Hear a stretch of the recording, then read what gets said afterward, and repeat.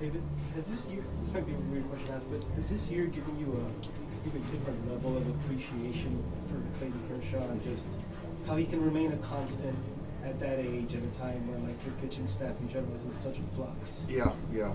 I think it's hard for me to gain any more respect for Clayton, but given the state of our roster, certainly the pitching, and then now you layer in the starting pitching, and right now he's the only one standing from opening day. And so for him to obviously realize that, but accept the responsibility, but not add pressure to himself, it's a skill. It's certainly that's been tested and learned, but the way he goes about things, man, he's just so consistent, and I just can't imagine where we'd be without him right now. When you say accepting the responsibility, like what do you see him sort of take on that might be different, just knowing what the circumstances Well, are? I think the thing is that you look at who he is, what he's done, how he's thrown the baseball. The responsibility is, going short a lot of his outings isn't acceptable, is not an option.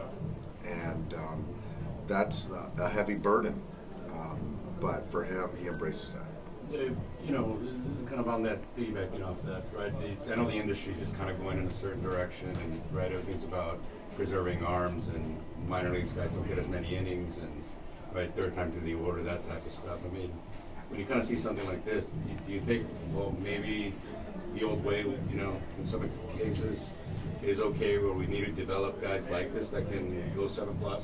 I think in a vacuum it would be great to be able to develop guys like that, but I will tell you this, is that Bobby and Emmett were watching everything Clayton did tonight, and to learn how he navigated clean innings, navigated going deeper in a game, and then ultimately navigating an inning of stress where there was no margin.